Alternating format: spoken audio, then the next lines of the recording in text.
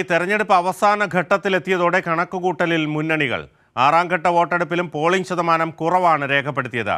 BJP ക്യാമ്പിൽ ആശങ്ക ശക്തമാകുമ്പോൾ India മുന്നണിയുടെ ആത്മവിശ്വാസം വർദ്ധിക്കുകയാണ്. വിവരങ്ങൾ സ്വാതി നൽകും. സ്വാതി, ആറാം ഘട്ട തെരഞ്ഞെടുപ്പ് പൂർത്തിയായിരിക്കുന്നു. ഇനി ഒരു ഘട്ടം കൂടിയാണ് ബാക്കിയുള്ളത്. ജൂൺ 1-ന്, ജൂൺ 4-ന് ഫലമറിയാം. ആദ്യമുണ്ടായിരുന്ന ബി.ജെ.പിയുടെ NDA മുന്നണിയുടെ ആത്മവിശ്വാസമൊക്കെ കെടുത്തുന്ന പോളിംഗ് ശതമാനമാണ് കാണാൻ കഴിയുന്നത്. പോളിംഗ് ശതമാനത്തിലെ കുറവ് ബി.ജെ.പി ക്യാമ്പിൽ ആശങ്ക ശക്തമാക്കുമ്പോൾ ഇന്ത്യ മുന്നണിയുടെ ആത്മവിശ്വാസം ദിനംപ്രതി വർദ്ധിക്കുന്ന ഒരു സാഹചര്യത്തിലേക്ക് എത്തി നിൽക്കുന്നു. എന്താണ് പറയാൻ കഴിയുന്ന വിവരങ്ങൾ? ബിനു സൂചിപ്പിച്ച പോലെ തന്നെ ലോക്സഭാ തെരഞ്ഞെടുപ്പിന്റെ ആറാം ഘട്ട വോട്ടെടുപ്പിന്റെ പോളിംഗ് ശതമാനം വരുമ്പോൾ പോളിംഗ് ശതമാനം കഴിഞ്ഞ ഘട്ടങ്ങളേക്കാൾ കുറഞ്ഞു നിൽക്കുന്നത് വലിയ തരത്തിൽ ആശങ്കയിലാക്കിയിട്ടുണ്ട് ബി.ജെ.പിയെ സംബന്ധിച്ച്. കാരണം ആറാം ഘട്ടത്തിലേക്ക് നോക്കുമ്പോൾ പോളിംഗ് ശതമാനം 61.22% മാത്രമാണ്. ഇതാണ് ഈ കഴിഞ്ഞ ഘട്ടങ്ങളെ അപേക്ഷിച്ച് ഏറ്റവും കുറവ് പോളിംഗ് രേഖപ്പെടുത്തിയത് ഈ ആറാം ഘട്ടത്തിലാണെന്ന് പറയേണ്ടി വരും. 2019 ഇതേ മണ്ഡലങ്ങളിലെ പോളിംഗ് 64.22 ആയിരുന്നു. അതായത് ഇതിനെക്കാട്ടി 2% കൂടുതലായിരുന്നു, 2% കൂടുതലായിരുന്നു. ദില്ലിയിലും ഹരിയാനയിലും ഉൾപ്പെടെ 58 മണ്ഡലങ്ങളാണ് ഈ കഴിഞ്ഞ ആറാം ഘട്ടത്തിൽ ജനവിധി തേടിയത്. വലിയ പ്രചാരണങ്ങളൊക്കെ തന്നെ ബി.ജെ.പി ഈ ഘട്ടത്തിന് വേണ്ടി നടത്തിയിരുന്നു. വലിയ തയ്യാറെടുപ്പുകൾ നടത്തി. ദേശീയ നേതാക്കളൊക്കെ മോദി അടക്കം വന്ന ദില്ലിയിൽ പ്രചാരണത്തിന് നേതൃത്വം നൽകുന്ന ഒരു സാഹചര്യമൊക്കെ ഉണ്ടായിരുന്നു.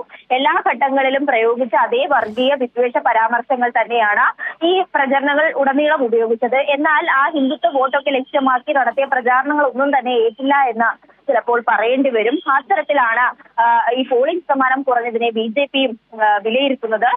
ഇനി അടുത്ത ഘട്ടത്തിലേക്ക് കടക്കുമ്പോൾ, അതായത് അവസാന ഘട്ടമാണ്, ഏഴാം ഘട്ടത്തിലേക്ക് കടക്കുമ്പോൾ ഈ രാഷ്ട്രീയ തന്ത്രങ്ങളൊക്കെ മാറ്റി പ്രയോഗിക്കേണ്ടി വരും ബി.ജെ.പിക്ക് പിടിച്ചു നിൽക്കാൻ വേണ്ടി. കാരണം വലിയ ആത്മവിശ്വാസത്തിൽ തന്നെയാണ് ഇന്ത്യ മുന്നണി പോയിക്കൊണ്ടിരിക്കുന്നത്. കഴിഞ്ഞ ഘട്ടങ്ങളിലൊക്കെ തന്നെയും പ്രചാരണങ്ങൾ, ജനകീയ വിഷയങ്ങളൊക്കെ ഉയർത്തിപ്പിടിച്ച് പ്രചാരണങ്ങൾ സംഘടിപ്പിച്ച ഇന്ത്യ മുന്നണിക്ക് അടുത്ത ഘട്ടത്തിലേക്ക് എത്തുമ്പോഴും വലിയ തരത്തിലുള്ള ആത്മവിശ്വാസത്തിലേക്ക് തന്നെയാണ് പോകുന്നത്. പ്രത്യേകിച്ചും ബി.ജെ.പിയെ സംബന്ധിച്ച് വിവിധ സംസ്ഥാനങ്ങളിൽ, ഹരിയാന ഉൾപ്പെടെയുള്ള സംസ്ഥാനങ്ങളിൽ വലിയ തരത്തിലുള്ള കർഷക രോഷം നിലനിൽക്കുന്ന ഒരു സാഹചര്യം ഉണ്ടായിരുന്നു. മോദി വിരുദ്ധ വികാരം തന്നെ നിലനിൽക്കുന്ന സാഹചര്യത്തിലാണ് ഇത്തരത്തിൽ ഓരോ ഘട്ടത്തിലും പോളിംഗ് ശതമാനത്തിൽ വലിയ ഇടിവ് ബി.ജെ.പിക്ക് ഉണ്ടായിക്കൊണ്ടിരിക്കുന്നത്. അതുകൊണ്ട് തന്നെ വലിയ ആശങ്കയിലാണ്.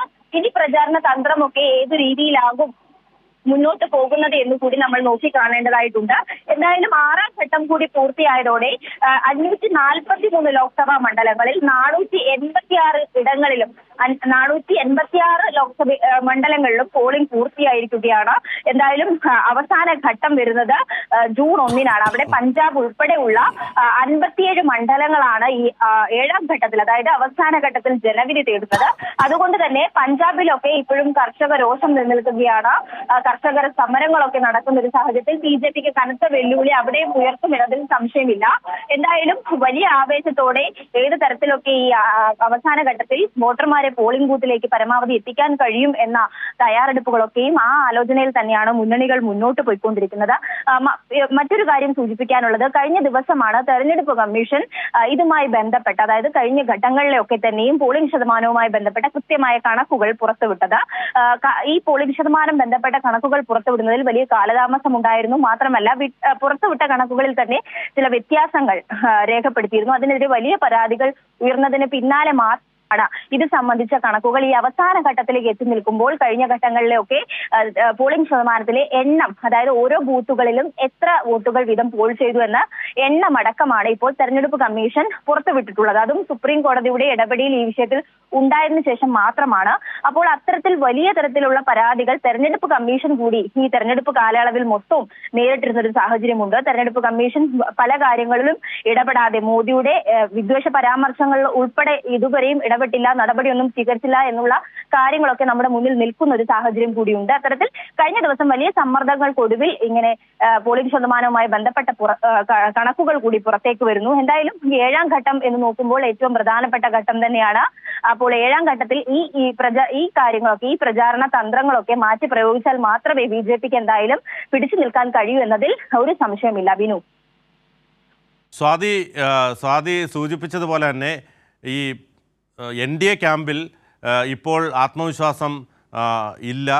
അതേസമയം ഇന്ത്യ മുന്നണി വലിയ ആത്മവിശ്വാസത്തിലും മുന്നോട്ട് പോകുന്നു. അതായത് നമുക്കറിയാം ആദ്യഘട്ടത്തിലും രണ്ടാം ഘട്ടത്തിലും മൂന്നാം ഘട്ടത്തിലുമൊക്കെ വോട്ടെടുപ്പ് കഴിഞ്ഞ ശേഷം അമിത്ഷായൊക്കെ നടത്തിയ പ്രസ്താവനകൾ കേട്ടാൽ നമുക്കറിയാം ഇത്ര സീറ്റ് ഞങ്ങൾ ഇപ്പോൾ തന്നെ നേടിക്കഴിഞ്ഞു, അല്ലെങ്കിൽ ഇത്രയധികം സീറ്റ് ഇനിയും കിട്ടും എന്ന് പറഞ്ഞൊരു 400-ന് മുകളിൽ സീറ്റ് കിട്ടുമെന്നുള്ള വലിയ അഹങ്കാരത്തോടു കൂടിയുള്ള വാക്കുകളായിരുന്നു അന്ന് മോദിയുടെയും അമിത്ഷായുടെയൊക്കെ ഭാഗത്ത് BJP നേതാക്കളുടെ ഭാഗത്ത് നിന്ന് ഉണ്ടായതെങ്കിൽ ഈ 5ഉം 6ഉം ഘട്ടം കഴിഞ്ഞതോടെ ഇവരിൽ വലിയ ആശങ്ക സൃഷ്ടിച്ചിരിക്കുകയാണ്. ഒപ്പം ഇതിനകത്തുള്ള പടലപ്പിണക്കവും അങ്ങോട്ടും ഇങ്ങോട്ടുമുള്ള ഇത്തരത്തിലുള്ള പടലപ്പിണക്കവും വർദ്ധിച്ചിരിക്കുന്നു. പല സംസ്ഥാനങ്ങളിലടക്കം ഈ BJP നേതൃത്വം അങ്കലാപ്പിലാകുന്ന വിധത്തിലുള്ള പല വാർത്തകളും പുറത്തു വരുന്നു.